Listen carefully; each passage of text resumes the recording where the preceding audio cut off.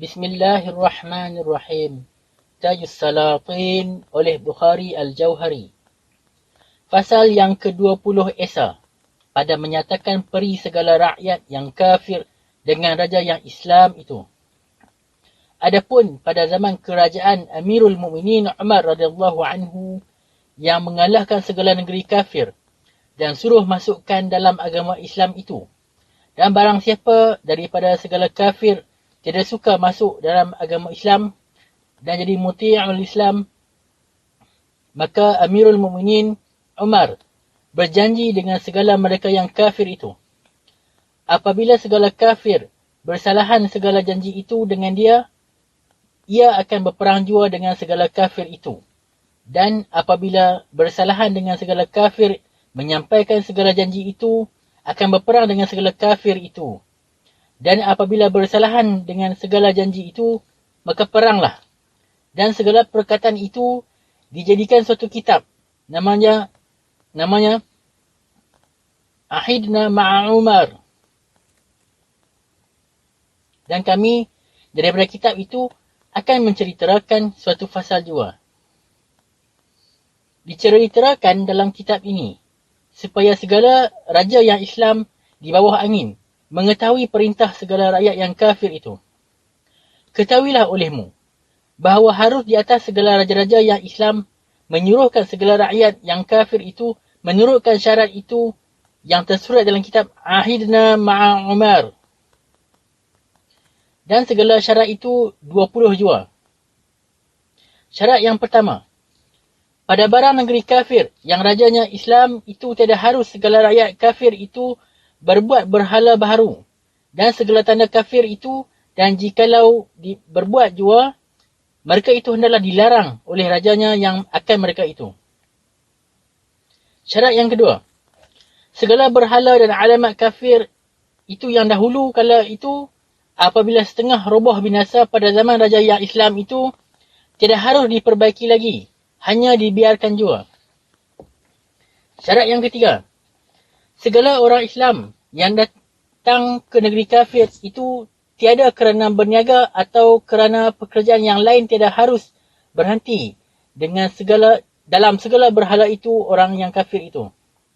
Syarat yang keempat, barang siapa daripada orang Islam jika datang dari jauh dan berhenti pada rumah segala kafir itu, hendaklah diperjamukan segala kafir itu hingga 3 hari orang Islam itu. Syarat yang kelima, hendaklah segala kafir jangan menyuruhkan suluh kepada segala negeri Islam. Jika datang suluh itu daripada negeri kafir yang lain, jangan memberi tempat padanya dalam rumahnya dan dalam kampungnya itu.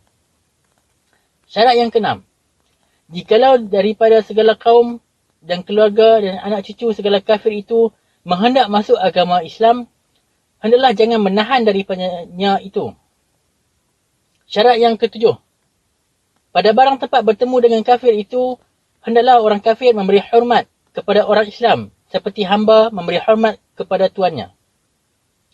Syarat yang ke-8, apabila dalam suatu perhimpunan segala orang kafir itu datang orang Islam, hendaklah orang kafir itu memberi tempat akan orang Islam itu dan memberi hormat. Syarat yang ke-9, hendaklah segala kafir jangan memakai segala pakaian orang Islam itu supaya jangan menyerupai orang Islam. Syarat yang ke-10, hendaklah segala kafir itu jangan naik kuda yang berpelana dan berkekang itu. Syarat yang ke-11, tidak harus segala kafir itu menaruh senjata sertanya dalam rumahnya seperti pedang dan lembing dan keris, barang sebagainya itu. Syarat yang ke-12, tidak harus segala kafir itu memakai cincin yang dengan permata atau yang cincin ada tera padanya, seperti tera segala Islam itu. Syarat yang ke-13, tidak harus segala kafir itu berjual khamar dan tuak dan barang sebagainya, dan tidak harus minum dengan nyata di hadapan segala orang Islam. Syarat yang ke-14, barang resam dan adat yang biasa segala kafir itu dari dahulu kala, tidak harus meninggalkan dia supaya nyata bezanya pada antara Islam. Syarat yang ke-15, Segala peri dan perbuatan kafir itu tiada harus dinyatakan pada antara segala Islam itu. Syarat yang ke-16. Tidak harus kafir itu menama segala anak cucunya dengan nama segala orang Islam. Syarat yang ke-17. Tidak harus segala kafir itu berbuat rumah dekat rumah orang Islam. Syarat yang ke-18. Tidak harus segala kafir itu ditanamkan atau dibakar mayatnya itu dekat kubur segala Islam. Syarat yang ke-19. Apabila kaum keluarga atau anak cucu segala kafir itu mati, tidak harus menangis dan meratap kafir itu. Syarat yang ke-20. Tidak harus segala kafir itu menebus segala hamba orang Islam. Adapun 20 syarat inilah pada segala kafir yang muti'ul Islam dan raja Islam. Jikalau segala kafir itu menurut syarat ini, dengan sentosalah segala kafir itu daripada segala kejahatan, dan tiada dapat raja yang Islam memberi mudarat akan segala kafir itu. Dan jikalau segala kafir itu bersalahan dengan segala syarat ini atau dengan setengah syarat ini, maka haruslah raja yang Islam hukum dan fardulah berperang dengan dia dan mengambil segala anak bininya kafir itu.